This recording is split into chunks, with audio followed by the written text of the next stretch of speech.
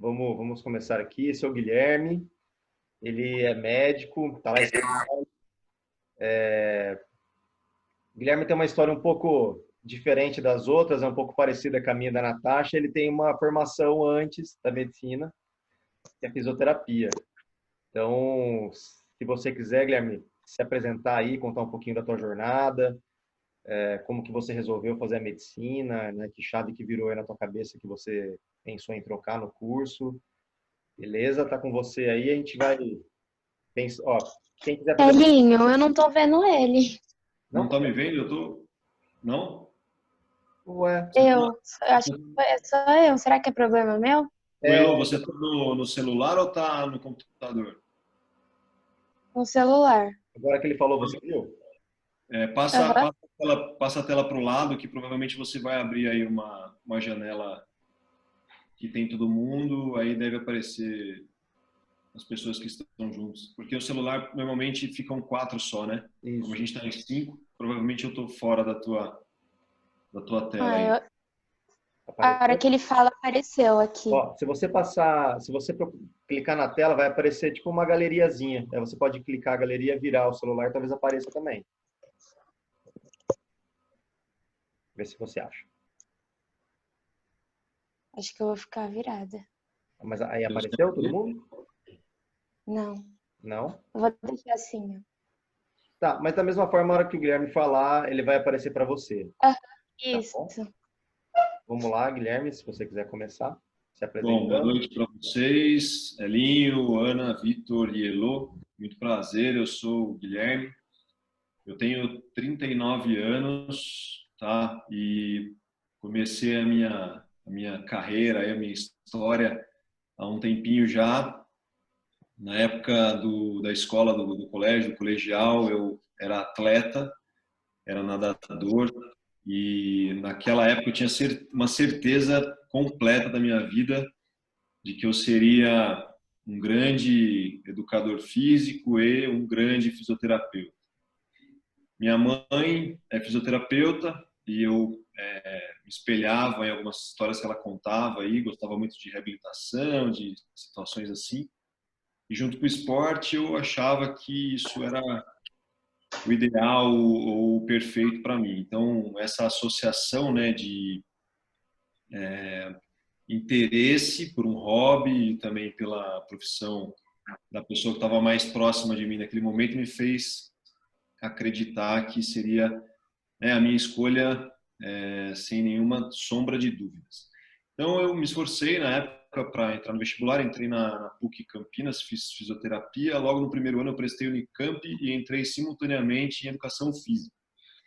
Eu cursava fisioterapia período integral, que era cedo e tarde, né? E educação física noturna na Unicamp.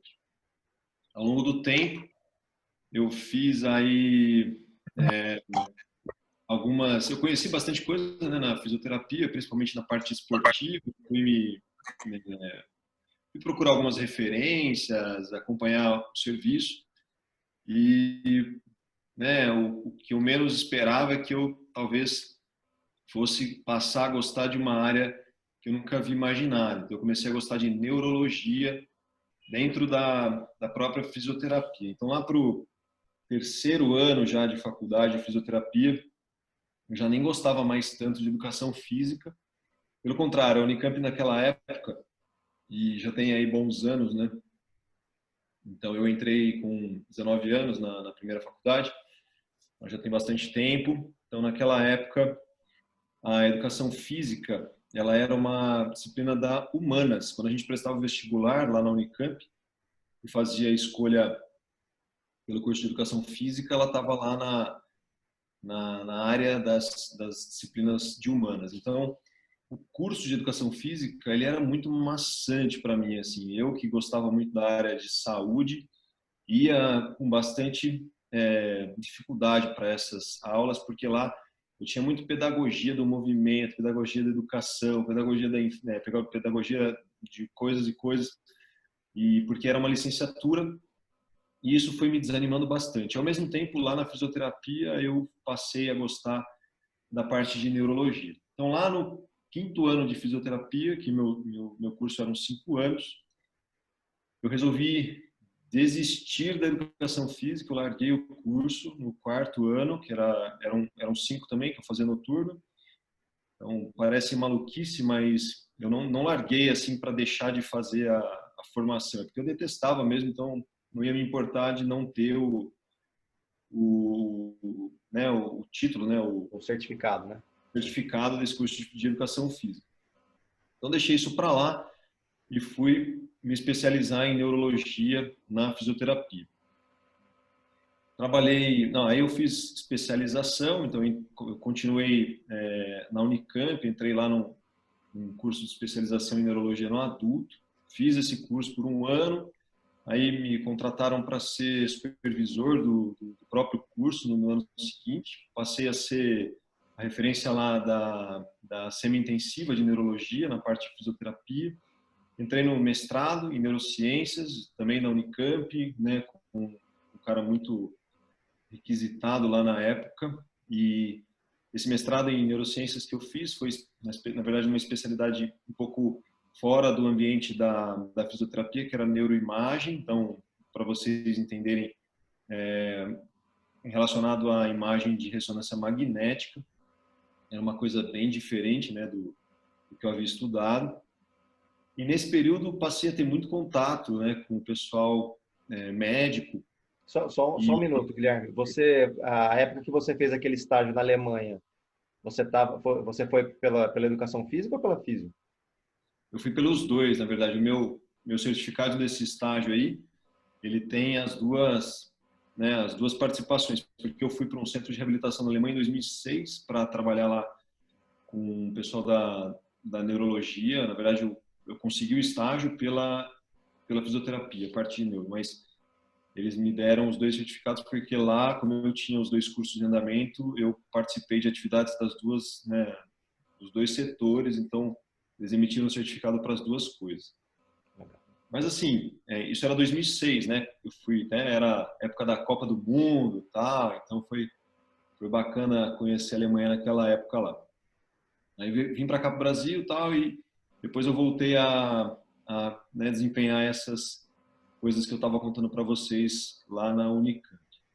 Aí lá na Unicamp, então, como eu falei para vocês, essa área do meu mestrado era uma área muito fora do que o fisioterapeuta, eu vou chamar de convencional, mas não dizendo que eu seja especial, não é isso, mas é convencional porque assim, normalmente o fisioterapeuta se interessa por coisas mais voltadas a movimento, o tratamento de pessoas que estejam em necessidade de reabilitação, e eu gostava mais dessa parte clínica, eu gostava de ver, eu gostava da física, por exemplo, da ressonância magnética, eu gostava de ver o tanto que, por exemplo, poderia mudar uma região do cérebro depois que um paciente treinasse a fisioterapia, e na verdade era exatamente isso que eu estudava. Mas assim, eu não ligava tanto pelo fato de eu ser a pessoa responsável por fazer essa fisioterapia. Eu queria mais ver o resultado do que realmente ir lá e tratar o paciente para ver se ele respondia ou não. E isso me mostrou, na verdade, ser muito interessado pela questão mais clínica do que braçal da coisa. Então, aos poucos eu fui me envolvendo com outras coisas da medicina, e eu conheci um amigo que eu ainda tenho até hoje, que é o Dr.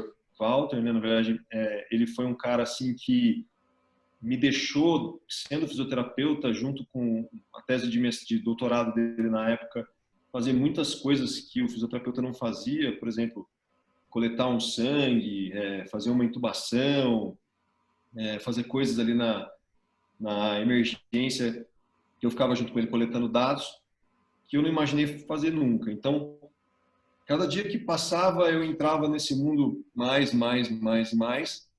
e ao mesmo tempo, profissionalmente, a fisioterapia era uma profissão que não me garantia algumas coisas que eu queria para mim no futuro, e posso dizer para vocês que a autonomia é uma delas, porque o fisioterapeuta, apesar de ser uma ótima profissão, bela profissão, tal, dentro do ambiente hospitalar onde eu ficava, as decisões elas eram muito participativas com a equipe médica. Então, praticamente tudo era discutido com os médicos. Então, a autonomia ficava muito pequena, eu não conseguia ser responsável por praticamente nada do que era decidido no setor. E outra coisa também que me deixou assim bastante né, inclinado também para fazer a medicina é a parte salarial, obviamente, né? Porque eu trabalhava, para vocês terem ideia, de manhã eu chegava às 7 horas no hospital e chegava em casa de novo 10 horas da noite. Então, estava lá como supervisor de estágio, dava aula na unidade, de uma universidade de Jaguariúna, que era perto de Campinas ali. Além disso, fazia meu mestrado e meu salário era sem brincadeira, assim, mais de 10 vezes menor do que de um médico que trabalhava comigo num horário menor lá na Unicamp. Então, isso tudo me fez, em 2010, tomar aí essa decisão de voltar para o cursinho, né? Eu já estava bastante tempo sem ver nenhuma disciplina dessa grade curricular, então eu sabia que concorrer com pessoas como vocês naquela época, eu já há 10 anos afastado desse tipo de estudo, né? Ia ser bem difícil. Então eu Tava com voltei para o quantos cursinho. anos? Eu estava com 27 anos no cursinho. Então, agora imagine, hein? Imagina começar de novo, voltar com um cursinho com 27 anos, a coragem de tomar uma decisão dessa, né? E assim, não foi só isso, ainda naquele ano, 2009, né, quando eu entrei em 2010, na verdade eu comecei a cursar a medicina em 2010, mas todas essas decisões foram tomadas em 2009, e foi exatamente o mesmo ano que eu me casei, então eu não tinha como dar para trás com essa escolha, já estava já com tudo pronto para casar e eu, coincidentemente, passei na faculdade, saiu o resultado da faculdade que eu passei exatamente uma semana antes do meu casamento. E o pessoal queria raspar minha cabeça e eu não deixei de jeito nenhum para não ferir os sentimentos da patroa, né? Porque não ia ficar muito bonito. É, vai ser muito legal. Então, assim, o ano de 2009 foi bem difícil, foi um ano bastante trabalhoso, eu tinha que estudar para o cursinho e continuar trabalhando todas as outras coisas que eu fazia, porque já ninguém mais pagava as minhas contas, né? Mas assim, foi um risco, né? Acho que a vida toda, todos os momentos que vocês vão passar, vocês vão precisar fazer escolhas e toda escolha ela ela tem um risco. Muitas vezes esse risco pode ser mais controlado, outras vezes menos controlado, só que tem risco. Então esse período aí eu decidi fazer. Eu contei, claro, com o apoio de um monte de gente, perguntei para as que eu mais gostava, óbvio, né? E aí, em 2010, eu comecei o curso de medicina. E aí, nesse curso de medicina também, acabei trabalhando como fisioterapeuta até o quinto ano. E aí, no sexto ano, eu não trabalhei, só estudei, para depois vir para cá, para São Paulo. E você fez, pode falar qual faculdade que você fez? Fez Araraquara, Isso, fez Uniara, e você dava aula para fisioterapia no meio. isso. Então, assim, eu prestei várias, né? Na verdade, quando eu fui prestar, eu já era mais macaco velho, assim, né? Então, eu não fiquei apostando em qualquer coisa. Eu sabia que eu era limitado em determinadas coisas, principalmente para tempo de estudo. Então, como eu falei para vocês, não dá para competir. Vocês sabem o que eu estou falando, né? A galera que passa na USP, Unicamp, eles estudam loucamente, fazem notas absurdas.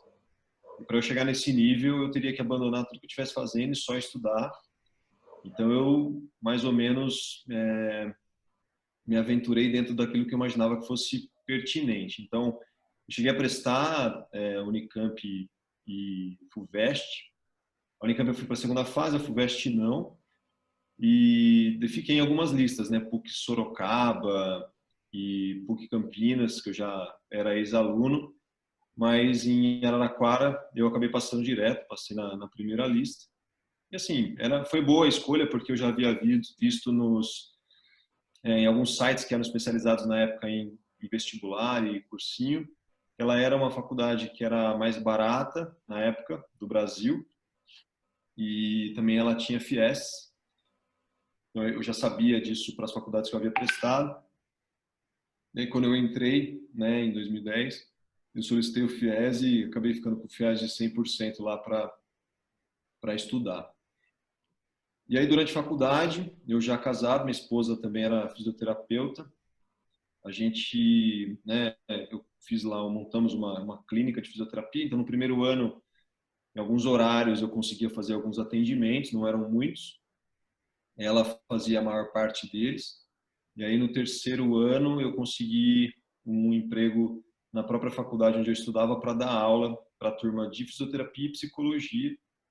Eu consegui fazer isso por 2 anos e no sexto ano eu acabei parando de fazer essas aulas para ficar um pouco mais voltado aí para os meus estudos. Legal demais. Alguém tem alguma pergunta até agora? Me façam perguntas, hein, Quer porque... perguntar, Elô, Ana, Vitor? Quer perguntar alguma coisa, Vitor?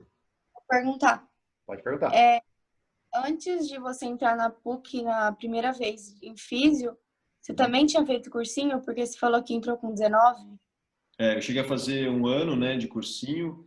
Como eu falei para vocês, eu era atleta, né? Então eu tinha uma atividade bem significativa no esporte. Antes de fazer faculdade, inclusive, uma conversa bastante rígida com meu pai, que me questionou aí se eu queria realmente seguir carreira como nadador ou então estudar, né? Isso lá com 17, 18 anos, mas assim, obviamente, né, a gente sabe que a chance de um atleta despontar no Brasil era muito baixa e essa conversa foi suficiente para eu entender que talvez a carreira de nadador nem fosse algo tão também alcançável assim. Uhum. E aí eu passei a procurar estudar para fazer a faculdade. Mais alguma pergunta? Elô? Então vamos continuar. E lá na faculdade, né? Que você lembra assim das matérias? Você consegue falar quais eram as dificuldades? Que Araraquara tinha um ensino diferente, né? Ele era meio híbrido, né? De presencial. É, não, lá é 100% presencial, mas é um currículo que eles chamam de currículo integrado. Hum. E não é bem um híbrido, mas existem algumas atividades em PBL, né, que são aquelas atividades em que o professor faz alguns estímulos e o aluno acaba buscando essas respostas sozinho, mas a maior parte era o ensino tradicional, mas as avaliações elas eram integradas. Então, o que significa isso? A média do semestre ela é uma média única, você não tem a média pela disciplina. Então, por exemplo, nós tínhamos lá no primeiro ano anatomia, fisiologia, neuroanatomia, farmaco e outras disciplinas, mas eu não fazia uma prova de cada e tinha uma média de cada. Eu fazia uma prova única integrada, né, no final do semestre, com, por exemplo, 40 questões, 5 de cada disciplina. E aí a minha média era a média daquela prova integrada. Se eu repetisse ou tivesse nota abaixo da média, eu perdia o semestre ou então ficava, né, de uma... Lá não chamava DP, eu nem lembro mais como é que chamava, mas chamava nivelamento. Você repetia o semestre seguinte e com uma outra turma. É como se caísse de turma, né? Mas graças a Deus isso nunca aconteceu comigo. Não, Até legal. porque FIES, né? Imagina, fazer mais um semestre tem que pagar depois. E ainda mais mensalidade de medicina na brincadeira, né? Não dá para brincar, não. Hoje em Aí, dia, eu tô sabendo que uma faculdade de medicina particular hoje está na casa dos 5 mil no mínimo, né? Eu pagava 2.960, era mais barata na época, 2010, pensa. eu acho que não tem nenhuma de 5 mil mais. Tudo Acho que mais caro que isso. tá tudo mais, um pouquinho mais caro, né? E aí você se formou e como é que você entrou no mercado de trabalho? Você pensou em fazer residência? Bom, assim, eu na verdade não pensei muita coisa. Eu entrei na faculdade, lembra da história da neurologia lá da fisioterapia? Eu entrei na faculdade de medicina e sabia que eu ia fazer neurologia, né? Então, entrei já no primeiro ano certo de que ia fazer isso. E também, para variar, né? Ao longo do tempo, você vai conhecendo um monte de coisa e nem sempre é aquilo exatamente que você segue. Quando me formei, eu vim para São Paulo, comecei a trabalhar aqui em São Paulo e passei a conhecer a atividade de gestão em hospitais, né, gestão hospitalar, gestão em saúde, e eu sigo essa carreira até hoje. Uhum. Então, não existe uma residência nessa área, mas existe uma especialização, então eu sou especialista nisso. Hoje estou me especializando um pouco mais, fazendo MBA em inovação, gestão e saúde, né, pela PUC do Rio Grande do Sul, mas é tudo agora EAD, né, então já era EAD antes da pandemia, agora continua assim, mas trabalho há pelo menos 4 anos, quase 5 aí nessa área de gestão hospitalar e gestão de saúde aqui em São Paulo. E qual que é a função que você tem hoje no hospital? Além de ser médico e um gestor no hospital, qual é a sua participação no comando da empresa ou você queria poder tomar decisão, né? Hoje você toma bastante decisão, como que funciona, como que é o seu dia a dia? Tá, então assim, quando eu cheguei aqui em São Paulo, eu vim, na verdade, como médico, aí assim, com literalmente esse significado da palavra, que era entrar no hospital, receber os pacientes, atender, tal, e dar a conduta, né? E aí eu passei a fazer gestão hospitalar e gestão de saúde, mas dentro da mesma empresa, porque eu passei a desenvolver, sem perceber muito, algumas habilidades ali que isso foi agradando algumas chefias e me trazendo essa responsabilidade ao longo do tempo. Então, dentro da mesma empresa que eu trabalho, eu passei a ser gestor em determinado momento do próprio plantão onde eu estava. Então, é como se eu fosse considerado o chefe, o líder do plantão. Depois de um certo tempo, me deram a responsabilidade de líder da unidade, né? Então, uma unidade de pronto atendimento, por exemplo, que é uma unidade menor. Uhum. E aí, depois de um certo tempo, líder de uma equipe inteira e, junto com isso, claro, a unidade. E depois de um tempo de novo, líder de um hospital, né, grande, e aí agora com o cargo de vice-diretor clínico, né? Uhum. Então, aquela capacidade talvez que me faltava, né, de responsabilidade, liderança e de alguma maneira decisão, né, que, como eu falei para vocês, era uma coisa que me agradava na época, era poder fazer isso, tomar decisão, resolver as coisas. Agora eu tenho quase que 100%, né, de força aí para as tomadas de decisão, pelo menos dentro da minha operação. Fora dela, claro que tem outros gestores e acima de mim tem um diretor, né? Então, nem sempre essas coisas são 100% que partem de mim, só que, para não falar que é 100%, é quase 90%, são pouquíssimas coisas que eu preciso me reportar ainda para fazer alguma decisão, alguma mudança. Ah, Para mim é legal. ótimo. Perguntas? Vamos abrir o Vitor aqui primeiro. Eu tenho.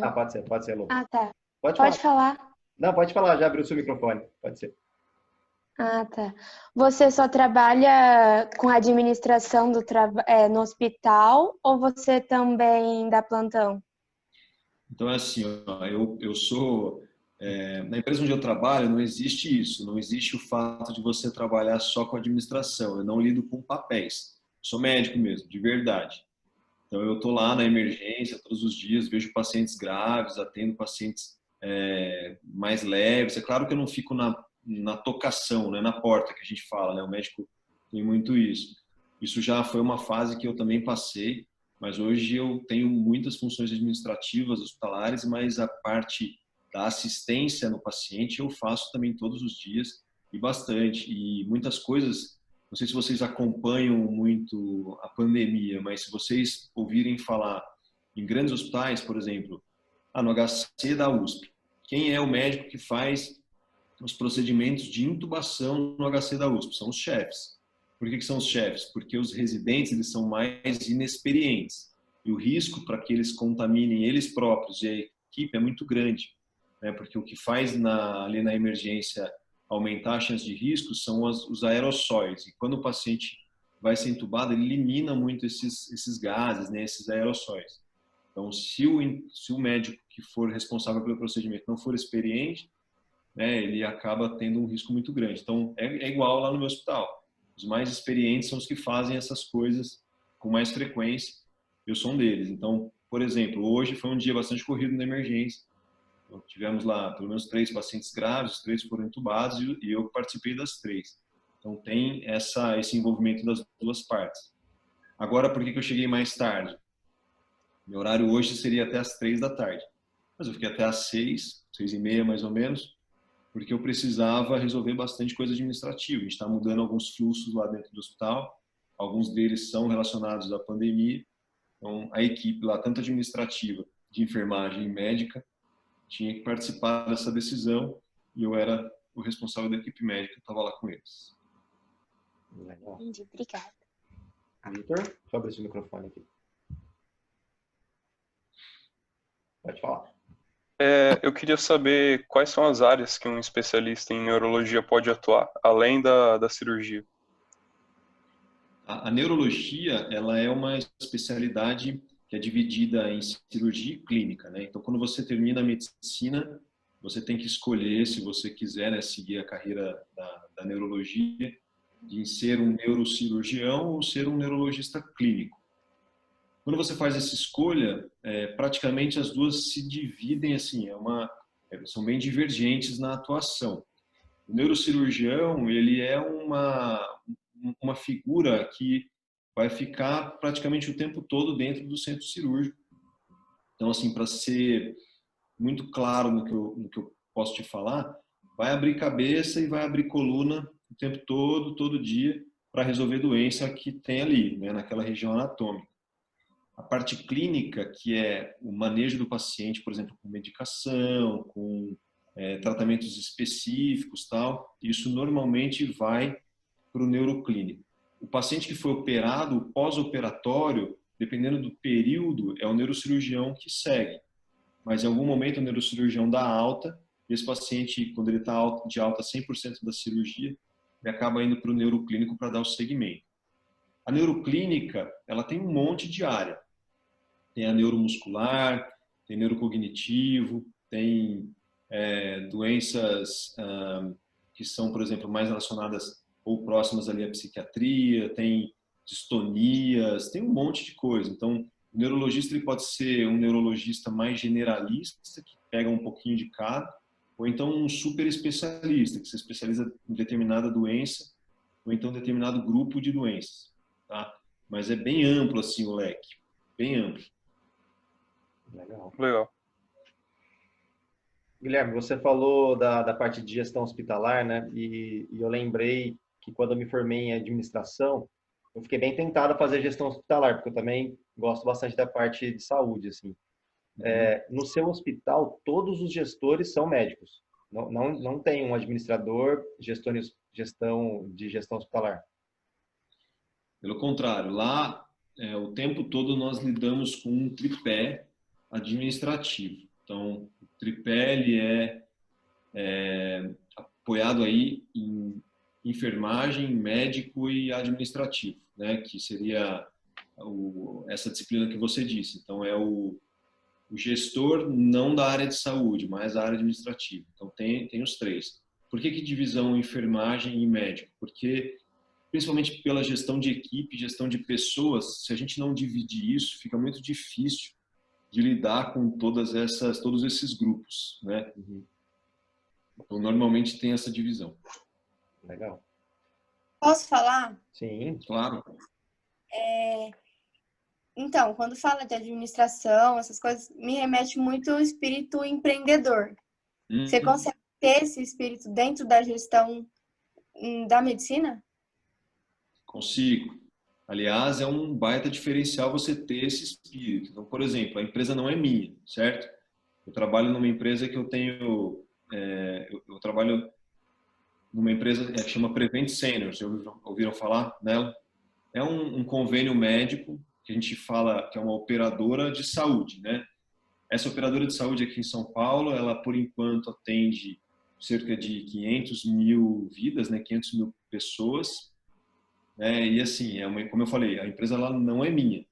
Ela me contrata para fazer a gestão de determinada unidade. Dentro dessa gestão, eu tenho a liberdade, por exemplo, de fazer algumas coisas que sejam inovadoras para a própria empresa. Então, esse tipo de empreendedorismo, que é um empreendedorismo dentro da empresa onde eu trabalho, ele tem benefício para a empresa. Então, todas as vezes que eu faço qualquer tipo de empreendimento ali dentro e consigo fazer com que esse empreendimento fique, né, para a empresa, né, ou às vezes como um fluxo novo, um processo novo, um produto novo, ou algum tipo de atendimento novo, a empresa abraça isso, né, e ela coloca na rede inteira para acontecer, não só na minha unidade. Então, são situações que você, dentro desse tipo de gestão, que na verdade é uma gestão interna para uma empresa, você consegue também fazer um empreendedorismo. É diferente, por exemplo, se eu resolvesse criar hoje uma empresa minha. Então, vamos supor que está na moda hoje as health techs, né? Essas empresas que são um pouco mais voltadas aí para... Nossa, fugiu a palavra agora, mas essas startups e tal. Então, aí seria um empreendedorismo externo, né, da empresa que eu estou fazendo. Então, seria uma coisa minha. Aí é um empreendedorismo diferente. Só que, na verdade, assim, ele é diferente, mas a única diferença grande é que eu tenho a segurança de estar dentro de uma empresa. Só que a minha segurança, ela pode ser, de certa forma, ruim se o meu empreendedorismo interno não der certo. Então, aí talvez eu perca meu emprego ali dentro porque alguma coisa que tenha dado errado. Exatamente. Tá? Mas é bastante comum esse tipo de atividade empreendedora dentro da empresa. Então, os gestores, eles procuram sempre ter alguma iniciativa, com alguma coisa inovadora aí para fazer com que a empresa fique cada vez melhor. Né? Legal. Acho que eu respondi a sua pergunta. Respondeu. Então, tá bom. Vocês falaram de startups e eu acho legal a gente conversar sobre a parte da tecnologia, né? Que o pessoal tem bastante dúvida, a questão do médico com a tecnologia. O que você fala, Guilherme? O que você já tem visto? O que você espera da tecnologia? Você acha que existe alguma chance de um robô roubar o teu emprego, assim, na parte clínica? Você acha que existe isso?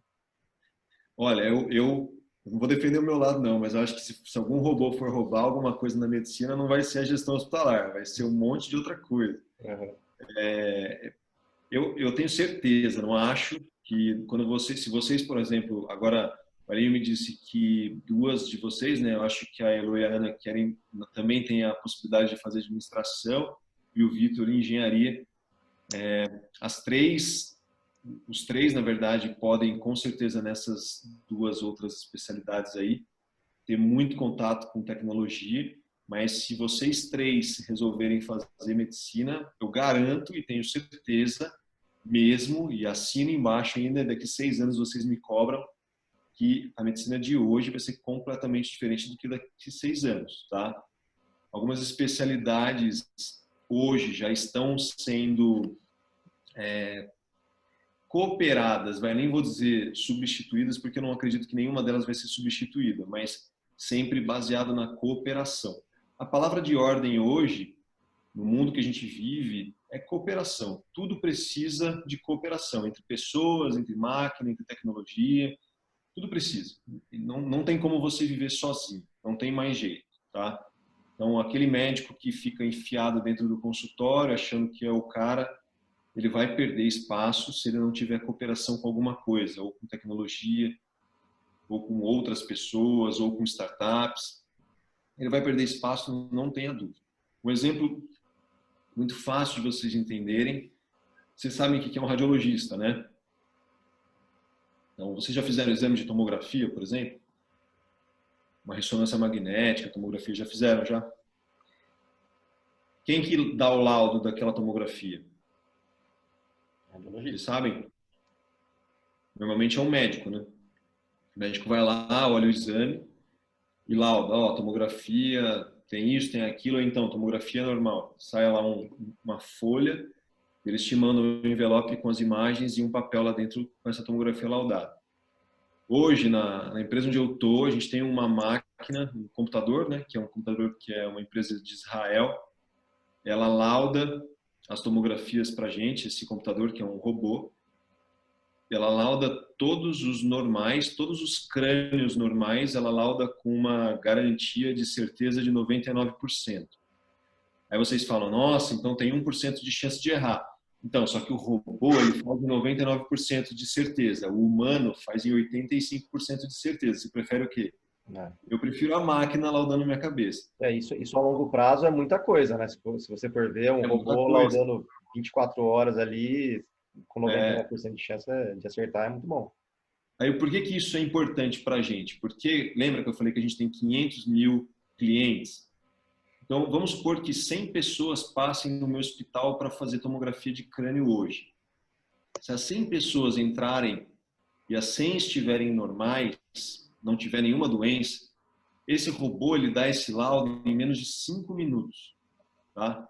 Então, eu vou conseguir que as 100 pessoas passem e façam essa tomografia com um laudo em menos de 5 minutos cada uma delas. Vamos supor que uma delas esteja realmente alterada.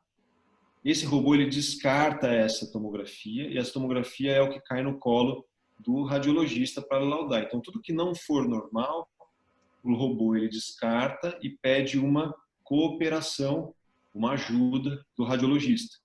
Então, percebam que eu não perdi o profissional de radiologia. Eu preciso dele ainda. Tá? Então, ele não foi demitido. Ele está lá. A profissão dele ainda existe. Mas eu tenho uma máquina que contribui demais para o trabalho dele. Então, se todas essas tomografias foram laudadas em 5 minutos cada uma delas, e o tempo é muito baixo, para vocês terem ideia, um laudo normalmente sai em torno de 1h30, 2 horas, ele faz em 5 minutos. Esse radiologista, quando ele pegar essa tomografia que o robô rejeitou, ele vai ter muito tempo para olhar isso com mais detalhe, com mais cautela, então não vai ficar uma correria para ele dar o laudo dessa tomografia que teoricamente é alterada. Então, essa cooperação é muito importante. Outras disciplinas que vão acontecer também isso é a dermatologia. Então, existem scanners que a gente passa na pele e esse scanner ele identifica detalhes, né, com pixels e voxels tal, que o seu olho e aparelhos que a gente usa, né, todos os dias a gente não consegue ter a mesma precisão. Então, os diagnósticos desses exames de dermatologia são muito maiores. Na patologia também, então aquelas lâminas que a gente vê no microscópio e tem que fazer contagens de célula e alterações de estruturas celulares ali que a gente veria a olho nu, o computador faz isso praticamente imediatamente, né, e consegue fazer uma contagem muito mais precisa do que a nossa contagem manual ou a olho nu. Então isso é muito, muito, muito certo que vai acontecer, tá? Na minha área especificamente de gestão hospitalar, eu tenho inúmeras ferramentas de controle de filas, controle de número de pessoas, ajuste de tempo, postos de trabalho. Então, só o meu hospital eu tenho pelo menos 600 funcionários. Se eu não tiver tecnologia para saber onde estão essas pessoas, o que todo mundo está fazendo, se os pacientes estão sendo todos atendidos, se todos estão sendo bem atendidos, não tem como, entendeu? Eu não tenho como fazer isso sem essa Você tem que ter indicador de tudo, né? Não adianta, senão não tem como você analisar nada, é muita coisa. Mas se você não tem número para analisar, não adianta. Exatamente. Legal demais. Então, e essas health techs aí que vem aparecendo,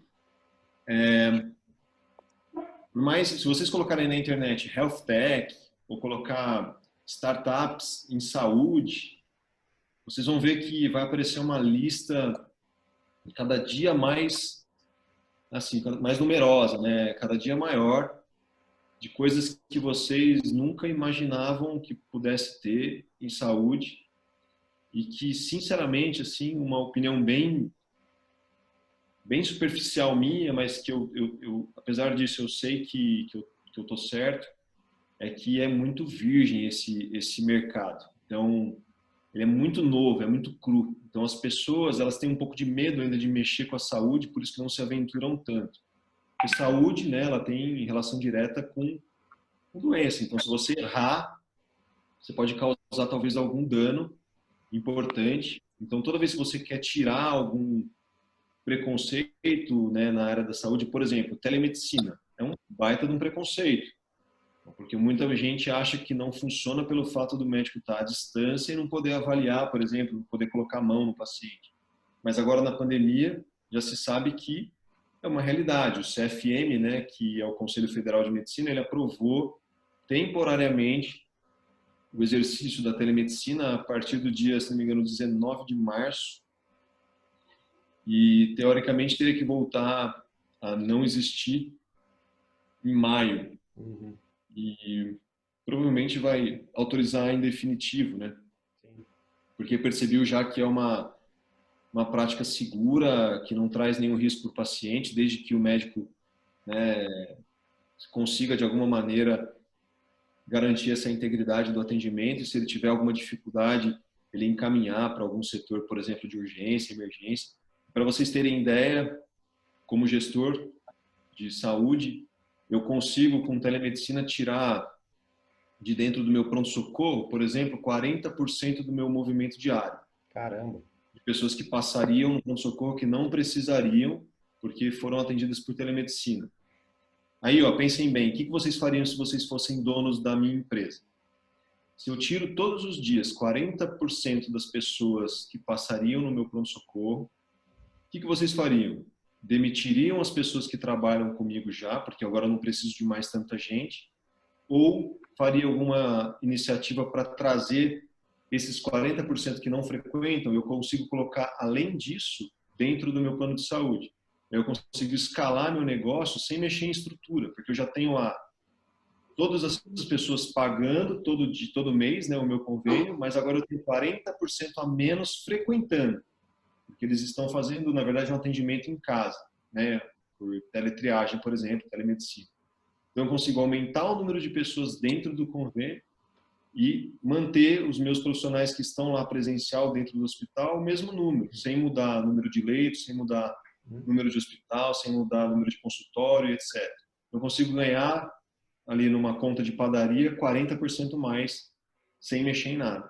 Então, para o negócio é extremamente rentável. A gente está falando de bilhões, né? Não estamos falando de qualquer coisa.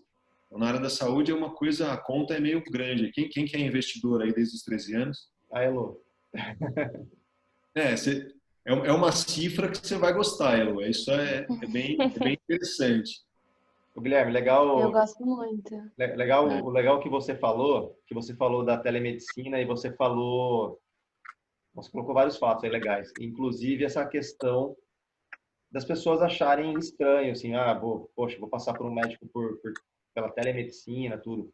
Nós estamos participando de um programa de startups, né? Eu não sei se vocês sabem disso. E nós somos um dos finalistas, né? A gente está indo bem, está indo para as finais. E eu já vi pelo menos 4 empresas que se especializaram em telemedicina, 4 startups lá. Por quê que eles perceberam? Quando você quer entrar com uma tecnologia nova, mas as pessoas não abrem a porta para você, o custo da oportunidade é muito alto. E com a pandemia, o custo da oportunidade está muito baixo, está praticamente zero, porque as pessoas têm que passar pelo médico, né? Então, eles estão desenvolvendo programas, porque assim, o hospital que o Guilherme trabalha, entendam que tem uma estrutura grande, então eles conseguem desenvolver, né, lá dentro a plataforma. Então, eles estão fazendo para clínicas menores, para hospitais menores, cidades menores. Então, é muito legal, realmente, a união da tecnologia com a medicina, com a administração, tipo, só vem para ajudar mesmo, não tem, né, não tem que ter medo disso. Com certeza. O que mais? Então, eu vou só falar uma coisa que aconteceu hoje. Eu fui na dermatologista, daí, tipo, tinha uma pinta, assim, que tava crescendo um pouquinho, aí, tipo, ela quer que faça uma biópsia. Certo. Mas aí, daqui um tempo, a biópsia vai ser feita na hora, tipo, com um aparelho muito mais envolvido. E, tipo, eu vou ter que ir lá outro dia pra fazer, sabe? Dar 2 pontos, uma coisa muito... tipo, não é mais avançado isso, né? Então, ainda essa prática ela é comum. Você não está, te garanto que você não está num serviço de dermatologia ruim, tá? Não é por isso que não é pelo fato de não ser a tecnologia quem vai resolver seu problema que você está num serviço ruim.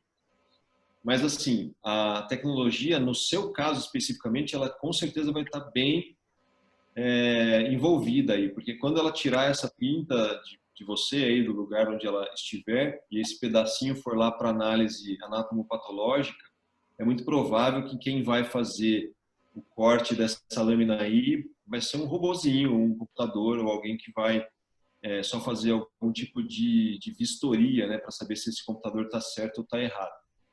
Esses scanners que eu contei para vocês, eles conseguem ver superfície, né? Então, dependendo de qual é a lesão, se ela for um pouco mais profunda ou da forma como a dermatologista avalia a lesão, e a gente precisa olhar isso um pouquinho mais fundo, precisa tirar esse pedacinho mesmo para ver como se fosse, não existe essa palavra, mas para você entender um pouco melhor, como se fosse a raiz da lesão. Como se fosse uma árvore enterrada no chão que tem a raiz lá escondida. Então, a lesão às vezes também tem essas células escondidas ali no fundo. E aí é isso que você tem que entender. É por isso que a dermatologista não é mandada embora. É por isso que o serviço dela existe ainda. Porque essa parte a máquina não vai conseguir fazer, que é o raciocínio clínico, né? Que é o pensamento clínico, que é a decisão por usar ou não a tecnologia certa, entendeu? Então, o médico ele não vai ser substituído. Ele só vai precisar aprender a conviver com essa cooperação. E no nosso crescimento médico, clínico, aquele que não aprender a fazer isso é o que fica para trás, entendeu? Então, ninguém perde o emprego. Na verdade, é só um ajuste, é só uma forma como a gente tem que receber essa tecnologia e aprender a cooperar com ela e receber também a cooperação dela. Então, no seu caso, como eu falei, não precisa ficar decepcionada que não vai ser um scanner via celular à distância que vai fazer o diagnóstico. O problema, na verdade, pode ser que a médica tenha usado todo o raciocínio clínico dela para justificar essa biópsia em que você precisa tirar esse pedacinho aí. Uhum. Então, por exemplo, aqui na minha empresa, a gente tem cirurgia robótica. Nossa cirurgia robótica, ela faz uma coisa muito específica, que é tirar, por exemplo, nódulos de dentro da próstata. Então, a gente usa templates, né, que seriam guias anatômicos por computador. Então, isso é mapeado. Então, a gente faz ali uma fotografia por tomografia. A tomografia identifica a próstata. A gente coloca o paciente posicionado e esse template define exatamente o tamanho da próstata e quais são os limites que o robô pode invadir. Então, ele entra via retal, né, pelo ânus, esse robô, e faz o acesso pela próstata ali por essa região. Então, a lesão é minúscula, é praticamente uma agulha que entra na próstata nessa região e sai já com a lesão cauterizada ou retirada. E o médico praticamente não participa, mas ele não participa da ação de fazer isso. Mas como que ele participa? Da delimitação, da indicação da cirurgia. Então, quem vai fazer isso sempre vai ser o médico. Talvez o robô ele vai substituir o braço, que é muito mais preciso, mas a indicação, a forma como faz a delimitação, quais são as estruturas que vão ou não precisar ser retiradas, você entendeu? Então isso tudo é importantíssimo que o médico esteja à frente. Não vai ter como substituir isso. Então, no curso de vocês de medicina, se vocês optarem por entrar, essas escolhas, essas alternativas, com certeza vão aparecer ao longo do curso de vocês. Então, o que o Vitor disse, por exemplo, na neurocirurgia. Na minha época, ainda como fisioterapeuta, eu já via cirurgias da neurocirurgia, né, com esse tipo de mapeamento cerebral. Então, pacientes que precisavam tirar um tumor no cérebro. Então, não sei se vocês já viram um cérebro ao vivo, não sei se vocês já viram ou pelo menos têm noção do desenho de um cérebro. Ele é cheio de curvas ali, né, tal.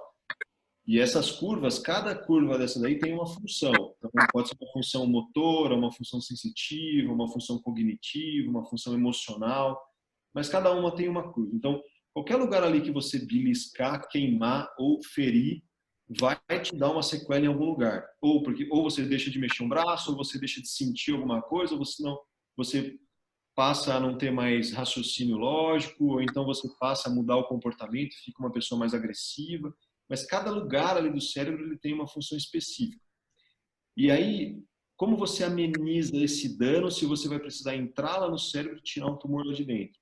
Então, qual que é a programação? Então, lá naquela época, desde a fisioterapia, já existiam sistemas, então também baseados nesses mapas, né? Então, esses templates, eles fazem o registro dessas áreas, o médico delimita a área que ele vai retirar, e aí sim, esse robô, essa estrutura ajuda a chegar nessa região lesionada e ferir o cérebro o menor possível, né? Em menores áreas possíveis. Então, a sequela do paciente é a menor possível. Então, esses pacientes têm sequela? Provavelmente têm sequela, mas elas são as menores possíveis. Então, se não existir essa cooperação, se o médico fizer isso tudo sozinho, é muito provável que as sequelas sejam muito maiores e eles tenham consequências piores, né? Legal demais. Se vocês gostarem de tecnologia, na verdade, a medicina vai ser uma das áreas que mais vai ter esse tipo de influência nos próximos anos. Show de bola. O que mais, Vitor? Mais alguma coisa? Eu queria perguntar mais uma coisa. Pode perguntar, com vontade. Alguém que se forma em medicina pode seguir essa linha do desenvolvimento de novas tecnologias ou é mais indicado procurar uma área mais de exatas voltada para esse meio? Eu não sei responder exatamente a sua pergunta, tá? Eu não sei, sabe por quê? Não é porque eu nunca vi isso, é porque, na verdade, eu acho que eu não tenho capacidade ainda de antecipação a tanto, entendeu? Porque, assim, o médico, ele é capaz de fazer muita coisa, entendeu? Muita coisa, muita coisa. Eu conheço médicos que fazem muitas coisas, assim, fora do que é básico da medicina, né? Então, voltando ao assunto dos investimentos aí da Elo, eu conheço médicos que são os caras que mais sabem de investimento que eu já conheci na minha vida, muito mais até de grandes leituras aí de XP e outras coisas que estão mais na moda. Então, assim, bom, eu acho que você, dependendo de qual seu tipo de escolha, então, por exemplo, ó, física médica, existe essa disciplina. Não sei se você já ouviu falar. Sim, é uma das áreas que eu tenho interesse. Então, entendeu? Assim, são cada detalhes, cara. Vai precisar aí de alguém específico para determinadas coisas dentro da medicina, então precisa de um físico médico para fazer, sei lá, uma ressonância magnética funcionar, uma tomografia funcionar. Essa pessoa, ela não é médica, ela não tem a formação médica. Então, assim, vai depender muito de como você quer lidar com as suas expectativas. Sinceramente, eu procuraria tentar entender um pouco mais qual é o seu real interesse. Se for mais voltado para a pessoa, para a saúde, eu acho que talvez você devesse fazer a medicina e tentar se encaixar dentro da tecnologia. Mas se o seu interesse for mais número, né, for mais assim de realizar a tecnologia antes e aplicar ela à medicina, aí talvez você devesse procurar, entendeu, a parte mais de exatas mesmo, mais para equilibrar aí o seu, né, o seu risco, entendeu? Lembra lá do que a gente estava falando do risco da escolha. Mas não sei assim exatamente te responder isso. Eu conheci lá no Unicamp físicos médicos que eram geniais, assim, geniais mesmo. Eu repeti 2 vezes porque os caras são tensos, de tão inteligentes, mas e nem por isso, né, eles deixavam de ser menos ou então, sei lá, não eram. Eles sempre foram muito parceiros e, como eu falei, sempre cooperando, né? Então, a equipe toda, dependendo de qual é o objetivo que vocês têm, é sempre importante que todos participem e trabalhem juntos. Fatores importantes também para você considerar, como eu falei também no começo, acho que salário, né, essas coisas talvez valham a pena, dependendo de quais são as suas expectativas, sonhos que você almeja. Não é o principal, mas eu acho que é interessante dar uma olhadinha também.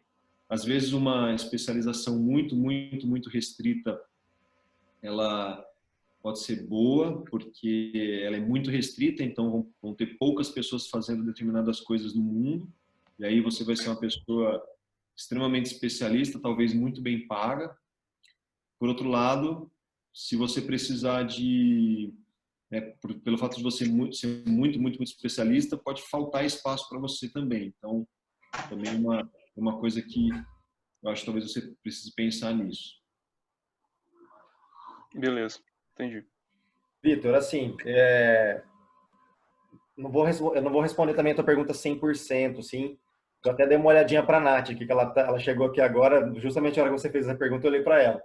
Mas eu vi uma vez um caso, porque a gente assiste muito programa de empreendedorismo, aquele Shark Tank Brasil, Shark Tank nos Estados Unidos, e eu lembro de um caso que era um médico que ele desenvolveu, então ele teve a parte agora eu não sei se ele fez uma especialização, um mestrado, ou se ele fez uma outra faculdade em programação. Eu lembro que ele era um médico engenheiro, e o cara fez alguma coisa lá, eu vou tentar achar esse programa para você. Se era prótese, alguma coisa assim. E ele desenvolveu uma baita numa startup lá que recebeu vários investimentos. Então, assim, dá para fazer, sabe? Mas é o que o Guilherme falou mesmo. Aí você tem que ver qual o caminho que você vai preferir correr. Aí a gente conversa mais com a Nath também para acertar isso. Meninas, mais alguma pergunta? Aproveitem. Como que era a tua realização pessoal na físio e, tipo, mudou muito depois quando você terminou o seu curso de medicina? Olha, mudou muito. Mudou, assim, nem sei te explicar, eu só sei te dizer que eu faria tudo de novo, tá? Se fosse para começar agora, eu soubesse que seria assim, eu começaria agora, quase 40 anos. Por quê? Por tudo aquilo que eu falei para vocês. Eu tinha uma expectativa lá com 17, 18 anos, uma expectativa, e depois que eu comecei a vivenciar aquilo, eu percebi que ali talvez eu não conseguisse atingir aquilo que eu tinha de expectativa, mesmo sendo, né, uma coisa que talvez eu considerasse antes o esporte como certeza absoluta que fosse uma carreira perfeita para mim. E aí o que me fez acreditar o contrário foi a vida. Eu não sei te dizer se eu deveria ter feito medicina com 17 anos ou 18. Não sei essa resposta. Eu também não sei dizer se eu estaria tão realizado como hoje, porque pode ser que eu precisasse realmente ver outras partes para saber o tanto que o que eu faço hoje é importante e que me realiza, entendeu? A jornada é muito importante, né? Mas assim, Basicamente, fiz um test drive e foi ver o que...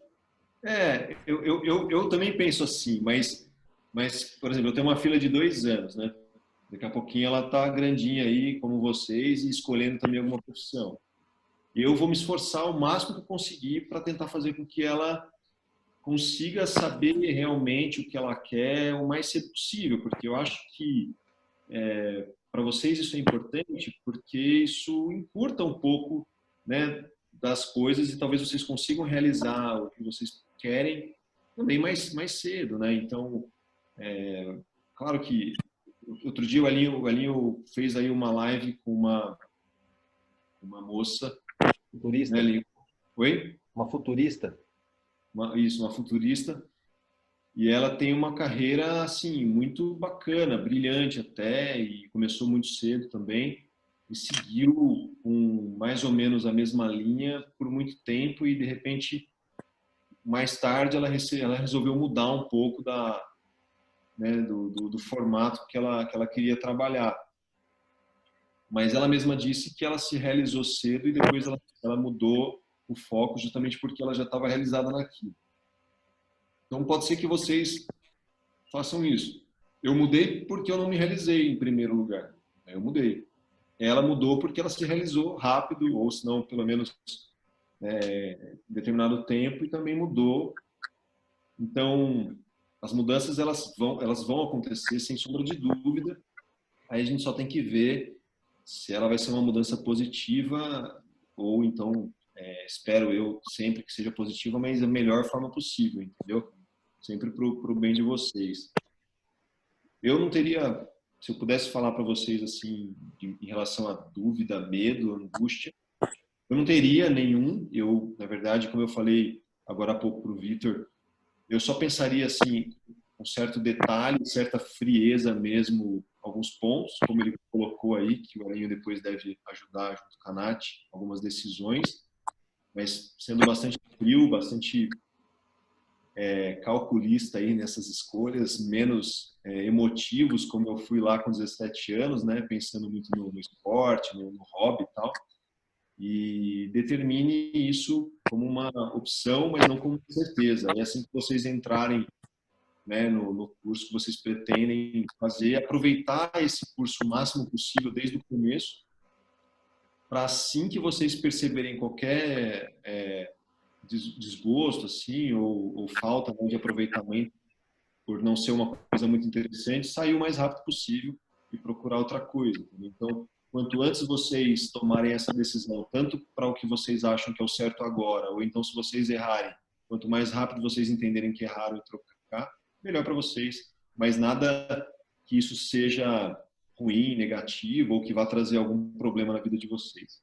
Então, hoje, assim, em resumo, eu não sei se isso interessa a vocês, mas eu tenho, mesmo depois de tanto tempo e tanta experiência, a capacidade hoje de ter, né, a minha realização pessoal, profissional, financeira, e nada disso me atrapalhou, né? Nenhuma dessas trocas aí me atrapalhou para que isso acontecesse.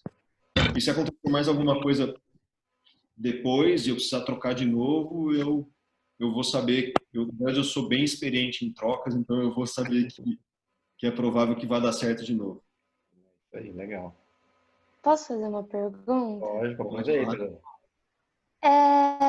Tipo assim, por conta de eu gostar muito desse lado de investimentos e tal, só que também um pé atrás na áreas biológicas, eu queria saber que, vamos supor, se eu fizer medicina, e aí eu teria que ser igual ao seu caso, ir à frente de plantão, essas coisas, para depois gerenciar um hospital, ou assim que eu saísse da faculdade, eu já me especializasse nisso, e aí eu entregasse tipo um currículo, eles me contratariam sem a experiência. Tá. Nessa área de gestão hospitalar, é uma área que está crescendo muito, tá? É uma área não específica para médicos. Então, o Elinho perguntou agora há pouco se são médicos, tal, que são os gerentes. Não necessariamente. O CEO do grupo Lefort aqui, ele é, se eu não me engano, um enfermeiro, por exemplo. Ele fez a carreira dele dentro da enfermagem, se especializou em gestão hospitalar, cresceu na área e hoje é CEO do Lefort, que é um hospital grande aqui em São Paulo também. Vários outros hospitais ou centros de saúde têm como CEO ou CEO pessoas que são não médicas, tá? Então, como eu falei também agora há pouco, não existe uma especialização formal, né? Não existe uma residência médica nisso. E qualquer pessoa, administrador ou da área da saúde, mesmo que não médico, pode estudar essa administração hospitalar em saúde. Então, a sua concorrência vai ser com essas pessoas. E não é porque você é médica que você tem mais habilidade do que essas pessoas. Às vezes, até o contrário, porque, por exemplo, gestores que vêm da indústria e da engenharia, principalmente, mas setores industriais aí de engenharia mecânica, tal, que são chefes de setores, por exemplo, que fazem processos para controle de produtos, tudo mais, eles são muito habilidosos com gestão hospitalar, porque eles conseguem, na verdade, antecipar vários problemas de fluxo, gestão, operação, que talvez um médico que só está ali na assistência não consiga perceber ou não consiga ver, tá? Você saindo da faculdade, eu vou ser muito, talvez, duro com você, mas na verdade eu prefiro dizer assim do que te deixar esperançosa. Você não vai conseguir esse emprego saindo da faculdade. Eu acredito que ninguém vai te contratar. Então você vai precisar fazer um plano de experiência aí, voltado nessa área, acompanhar talvez algum serviço, ou então fazer como eu, que comecei sendo médico, mas eu fui demonstrando interesse e habilidade em algumas coisas, e a própria empresa foi me dando espaço para ter essa representação, né, na área de gestão. E hoje eu me sinto bastante confortável em fazer essas operações aí dentro da gestão de saúde. E consigo também conversar no mesmo nível com esses chefes e líderes de outros hospitais aí que, né, que também fazem essas mesmas atividades. Entendeu? Obrigada. De nada. Mais alguma coisa? Ana? Não, só isso. Vitor? Tranquilo? Tranquilo. Ó, então, para finalizar, eu queria fazer uma pergunta que geralmente a gente faz para o Guilherme, né? Óbvio. Guilherme, eu queria que você pensasse, hoje em dia, com a sua experiência, com tudo que você passou, qual que seria um perfil ideal para um médico para trabalhar assim na correria que você trabalha? Não precisa ser muito romântico, assim, sabe? Tipo, mal que faz, tal. Tipo, na vida real mesmo, qual que seria um perfil ideal para um médico hoje? Bom, eu acho assim, eu falei aqui o que eu acho já, na verdade. Para mim, quem não cooperar, né, não tiver essa habilidade de cooperação em qualquer plano aí de trabalho, e inclusive o médico, não vai ter espaço nos próximos anos para nada, tá? Mesmo que seja individual mesmo. Então, como a Ana disse, assim, eu quero empreender, ou então se eu fizer algum empreendimento sozinho, mesmo se eu fizer sozinho e não tiver como cooperar com ninguém, eu provavelmente não vou para frente, tá? Outra coisa, empatia, né, que o médico precisa ter isso o tempo todo, independentemente de qual seja o setor que trabalha, que é se colocar no lugar do outro. Então, por exemplo, na gestão hospitalar, se eu não tiver empatia, meu serviço não anda. Se eu não escutar o que você está dizendo que está ruim, como cliente, e eu não me colocar no teu lugar, eu simplesmente achar que você está doido ou não, que meu serviço é sensacional, eu não vou poder nunca melhorar o que o meu cliente está pedindo. Então, eu preciso me colocar no lugar. Então, serve também para o clínico, para o cardiologista ou qualquer outra pessoa que esteja na área médica, em atendimento, na assistência. Acho que é isso. Acho que esses dois perfis aí, essas duas situações são as principais aí para um bom médico se desenvolver em qualquer área, qualquer setor.